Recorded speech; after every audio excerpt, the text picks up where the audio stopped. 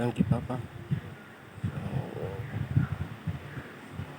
Uh, mana ni siya nga tungguan nga to ang project sa una na si Sofia. So ato siyang giutro gikan sa murag enduro type. So ginawa natin siyang parang cafe racer. So maalala ninyo naglagay tayo ng TMX 155 na carb, no? Tapos nakalimutan ko pala na 14 years na ang nakalipas na nagsabi ako na magkabit ako ng 28 to 30 mm. So sinubukan natin. So after 4 years natagalan kaya busy. So itong motor na to ay 2-stroke Yamaha RS 100. So nagamit ko siya 2021, natapos ko siya 2021. At yun, hindi na siya nagamit kasi nagka bagyo yung Yolanda. So yun, naging tambay na siya. Ngayon ko lang na ano ng oras, di off kasi tsaka linggo. So ito na yun, ito yung dating carburetor na sinubo ko. Ito yun, 28 to 28 Kihin. Ito yun. Tsaka yung kinabit ko bago, binili ko to sa Shopee. So Kihin din to, 28 kasi yung 30 na carb nandun sa BMX ko. So ito ang sit up natin. Sit up natin sa carb natin, diba? Binalik ko lahat, pero lang sa yung sa carburetor, original carb, itong holder niya. So ginawa natin, binaliktad lang natin para pataas to. Tapos bumili tayo ng universal rotary para sa manifold holder. At ito yung ano sa Mio manifold. Ito yun sa Mio to. Ganyan ang setup natin. Tsaka linoward natin to kasi ang concept natin is cafe racer. In other words, same lang yung shock, swing arm. Tapos makita nyo wala yung tangke, dito yung tangke. Yun, inaayos pa natin, kinalawang kasi sa bagyo. Tapos ngayon lang natin na ano ng oras, so, nakita natin na may butas pa nato dito. So ayusin natin yan. Saka dito nakita natin dito klarong-klaro yung setup sa carb natin. Binaliktad lang yun natin yung holder ng carburetor sa original RS, pinataas natin, tapos pinatungan ng universal rotary manifold holder. Tapos yung mga bolt tinabasa natin para mapasok yung manifold. Tapos hindi ko na lang pinutol to, wala lang hindi ko na lang pinutol yan. Tapos yung brake system natin binago ko, ginawa kong cable type.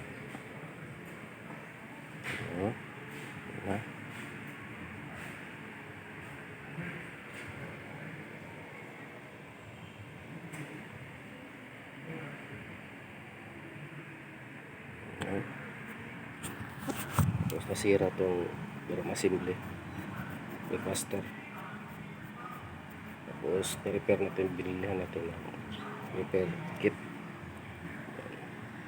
Ito yung cable sa yun oh.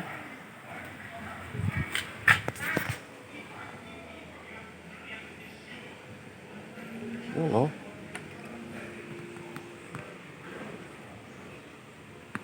Yun oh.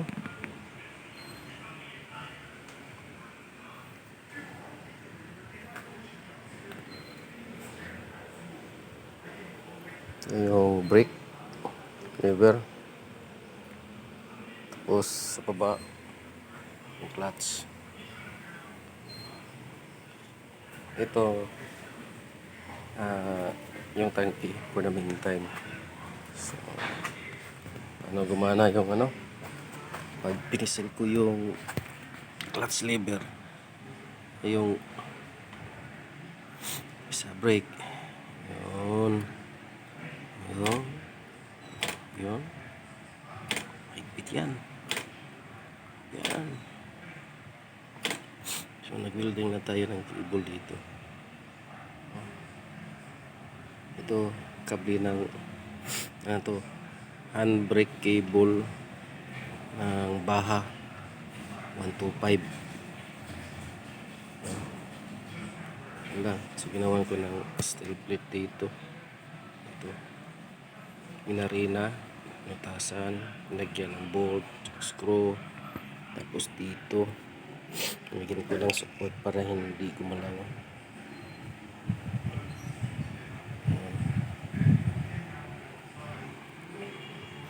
Yan. Yan lang ito natapos. So far, banda rin natin. Subukan natin. Hirap ng walang kasama. Yay.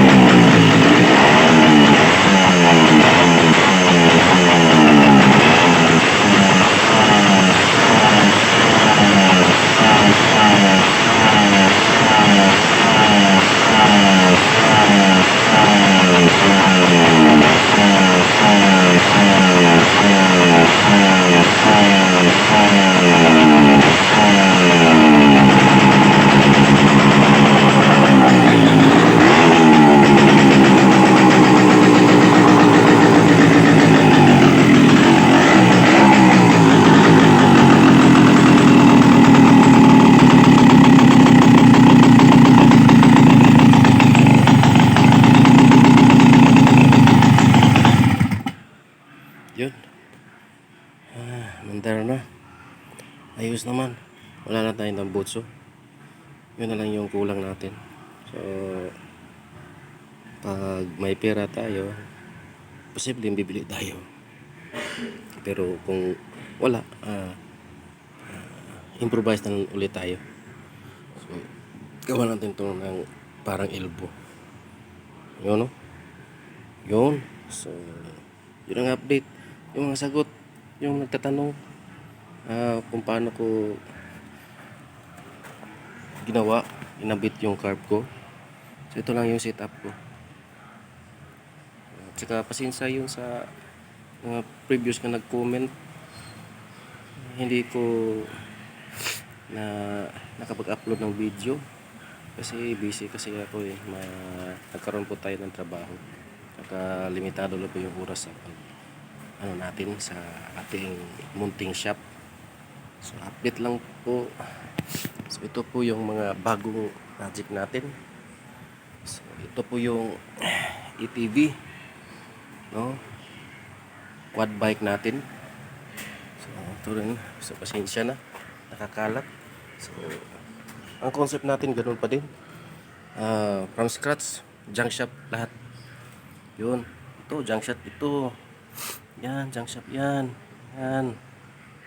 Yan, swing arm, junk shop yan. Ito.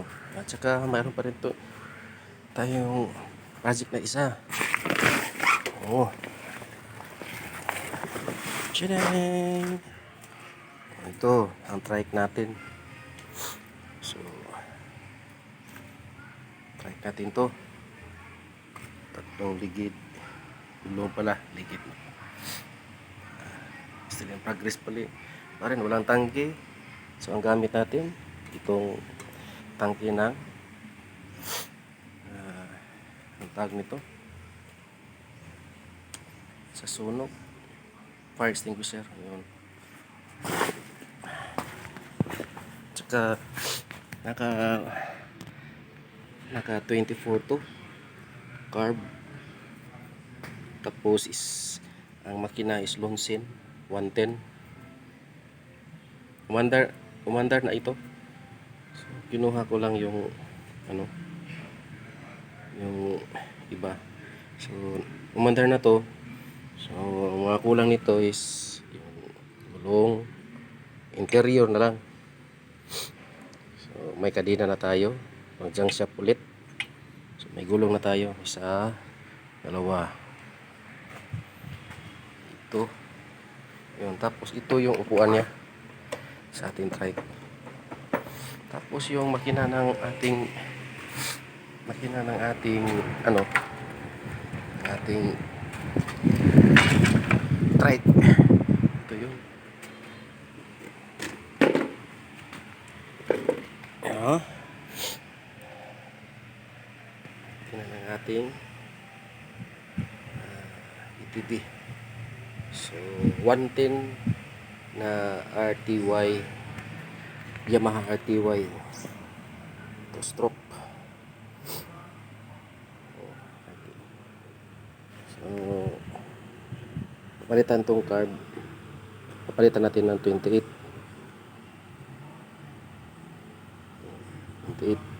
Papalitan natin to ng 28. Tapos ito yung elbow niya. Nakasit up na yan. Yun. So, parang junk shop pa rin ito. So, wala tayo dito ano, mga biniling bago. Ito sa junk shop to. Umandar pa ito. Gamit ko to sa ano, sa isang motor ko. So, XTG to. Sa XTG 125.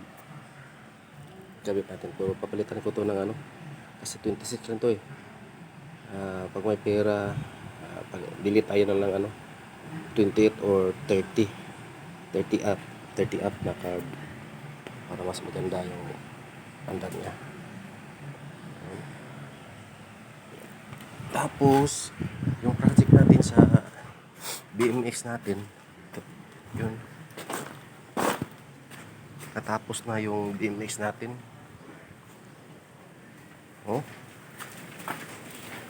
Dito na siya. Ngayon lang to dumating. Kasi hindi tayo nakahanap ng ano eh, sa left na ano, brake master. Ito ay sa Mio to. Hindi ko to online. 200 plus. So, ito na. Yung sit up niya. Tapos dito yung 30 to. Yan mga brothers, mga kadyang kipapa, 30 yan. So bali ang isang 30 carb natin is nandun sa XRM ko na 125. Yun yung pinakauna kong motor. So, naka 30 mm carb yun, tsaka open carb. Tapos yung handle, so ginawa natin, pinugtong lang yun natin yung dalawang brake cable. Yun. Yan ito. Ayay. May tagas. Bili na lang tayo ng silan. Pero gumagana yan. Yan. Hop. Yan. Tapos yung tangke niya, ano eh, hindi talaga maayos eh. So, hindi ko na lang, pinilit. Magtatagas kasi dito yung gasolina eh. So, ang ginawa natin, gumawa na lang tayo ng tangke. Ito, tangke ng to eh, Blue Torch. So, Brufin. Brufin, yata yun. So, ginagawa natin ng lalagyanan. Ginawa natin ng clip. So, tayo na gumawa ng clip. Hindi na tayo bumili kasi wala ng pera eh. Ito yun. So, need na lang natin, assist na lang to. Wala na tayong pera eh. So, yan. So, may gasolina to. Hindi klaro. Madilim. So, yun. Tapos din yung natin. Kasi yung dating handbrake niya is yung nasa right, nasa harap yung dapat kaya ang pag-brake ko ganito. Medyo mahirap. Buti na lang dumating yung brake master ngayon. So, kinabit natin. Ito na yun. Yun na.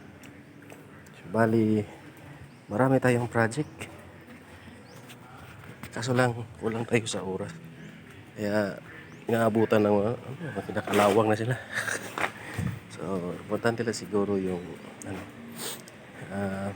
masaya tayo sa ating ginagawa. So, ito kasi yun, stress debriefer ko to. Pang-alis ng problema. So, masaya ako sa ginagawa ko. Ang concept ko is from junk shop talaga. As of now, yun lang po. Mag-upload natin sa susunod. Kabit natin yung tangke niya. So, i-repair ko yan gamit ang aluminum solvent.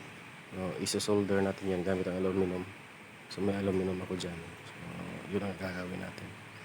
As of now, yun lang po. So, ingat po. Bagyo po na uwan ngayon.